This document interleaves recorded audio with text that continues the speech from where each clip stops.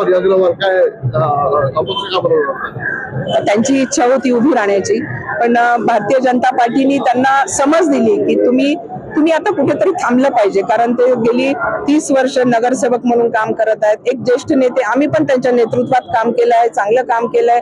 कधीच आम्ही त्यांच्या नेतृत्वाच्या बाहेर कधी गेलो नाही. पूर्ण भारतीय जनता पार्टी किंवा आमचा जो प्रभाग होता तो त्यांच्या नेतृत्वातच काम करत होता. पण त्यांना लढायची इच्छा होती. पार्टीने त्यांना सांगितलं की आता कुठेतरी तुम्ही थांबायला पाहिजे, नवीन लोकांना संधी दिली पाहिजे. म्हणून भारतीय जनता पार्टीने मला तिकीट दिली, माझ्यावर विश्वास टाकला. त्याबद्दल सगळ्यात पहिला तर मी भारतीय जनता पार्टीचे खूप खूप आभार मानते. भारतीय जनता पार्टीने मान्य सुनील अग्रवालजींना निष्कासित 6 वर्षासाठी निष्कासित केलेलं आहे. मला वाटतं हे त्यांच्या वयासाठी खूपच खेदजनक आहे. ज्या भारतीय जनता पार्टीने तुम्हाला एवढं दिलं, उपमहापौर दिला, तुम्हाला 2 वेळेस कॉप्स मध्ये घेतलं, वेगळ्या वेगळ्या कमिटीमध्ये घेतलं, एवढं सगळं असताना सुद्धा तुम्ही हे पाऊल उचललं म्हणजे खरंच खूप, मलाही कळत नाही की त्यांनी असं का पाऊल उचललं. उद्या गडकरी साहेबांची बैठक आहे, जे ज्यांनी पण बंडखोरी केलेली आहे त्यांना बहुतेक म्हणजे सावरसाठी निष्कासित करण्यात आलं. त्याच्यानंतर होऊ शकतं म्हणजे वापस भाजपात येणार पण त्याच्यावर काय बोलणार?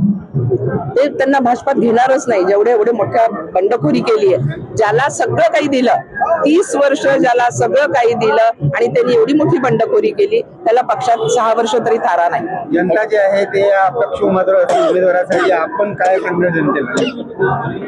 जनतेला एकच सांगू इच्छिते मी की भारतीय जनता पार्टीने नेहमीच विकासाचं राजकारण केलेलं आहे.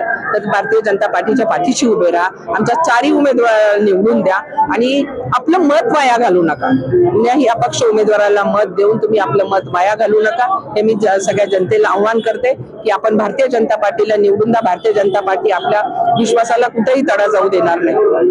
हा जो एरिया आहे, स्लम एरिया आहे, म्हणजे कंजेस्टेड एरिया पण आहे, की त्यांना पट्टे वाटप काय होईल? पट्टे वाटपाचे अर्धे ठिकाणी पट्टे वाटप झालेले आहेत माझ्या प्रभागात. माझी एरिया इथून सुरू होते. हा स्लम माझ्याकडे येत नाही, हा स्लम येतो माझ्याकडे आणि इथून सुरू होते. बऱ्याच लोकांना पट्टे वाटप झालेले, आणखी काही पट्टे वाटप बाकी आहेत. सदरला पट्टे वाटप झालेले आहेत, मरियमनगरला पट्टे वाटप झालेले आहेत.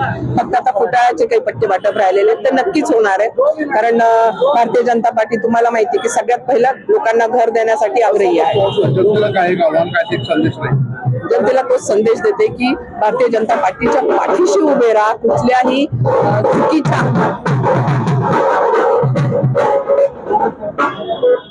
कुठल्याही अपक्ष उमेदवाराला मतदान न करता तुमचा जो उमेदवार भारतीय जनता पार्टीचा त्यालाच हे करा. आम्ही त्यांचा विश्वास कुठेही तडा जाऊ देणार नाही, हेच मी त्यांना आवाहन करते.